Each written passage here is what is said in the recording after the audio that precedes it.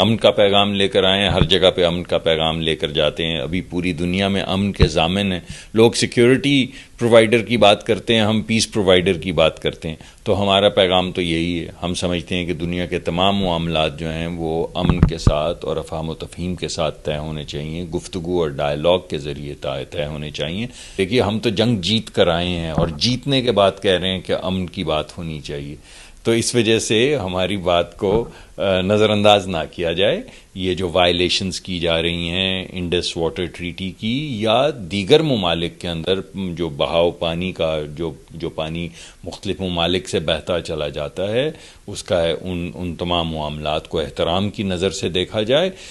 پاکستان میں یہ پانی جو ہے یہ زراعت ہے. زراعت کے اندر ہمارے 40-45% لوگوں کا روزگار ہے، ہماری 25% معیشت ہے اور ہماری 100% فوڈ سیکیورٹی ہے. اور جو بھی اس سے چھیڑ چھاڑ کرے گا ہم اسے اعلان جنگ جانیں گے. لیکن ہم یہ چاہتے ہیں کہ یہ جنگ ونگ کی باتیں ہم نے بہت آگ خون سے کھیل کر دیکھ لیا ہے. 2-3 مرتبہ تو ابھی آپ دیکھ چکے ہیں. جس ہمسایہ بھارت نے جب یہ ہم پہ مسلط کرنے کی کوشش کی ایگریشن، تو اس کا کیا نتیجہ نکلا؟ تو نتیجہ تو اگلی مرتبہ بھی وہی نکلے گا، اس کی اگلی مرتبہ بھی وہی نکلے گا، اور شاید اس سے زیادہ طاقت سے وہ نتائج نکلیں گے. لیکن ہماری کوشش یہی ہے کہ جو طریقہ اور سلیقہ ہوتا ہے بین الاقوامی سطح پہ، اس پہ بیٹھ کے آپ غصب نہ کریں. آپ پانی کے بہاؤ یا ہوا کے بہاؤ کو روکنے کی کوشش نہ کریں. یہ قدرت کے کام ہیں.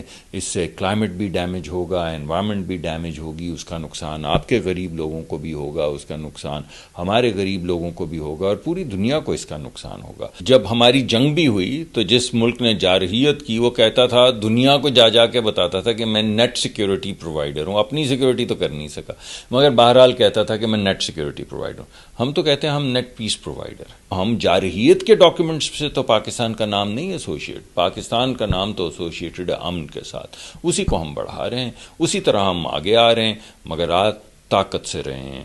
یعنی ہم ایک اعتماد کے ساتھ دنیا کے پاس جا رہے ہیں کہ دیکھیں ہم 2 مرتبہ جیت چکے ہیں، لیکن ہم پھر بھی امن چاہتے ہیں. مجھے لگتا ہے کہ یہ وہ جو ایک پریجوڈیشل ان کی ڈاکٹرین پیدا ہو گئی ہے، وہ ایک ہندتوا کی ایک نئی ڈاکٹرین ہے، یہ اس کا نتیجہ ہے.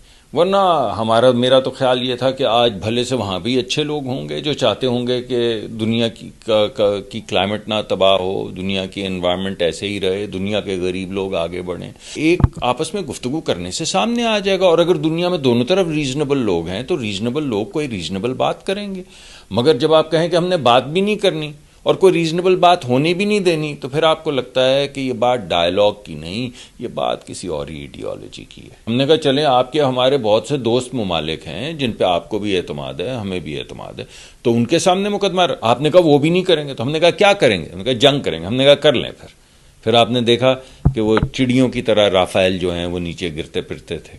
تو پھر کیا فائدہ ایسی چیزوں کا؟ کیا فائدہ؟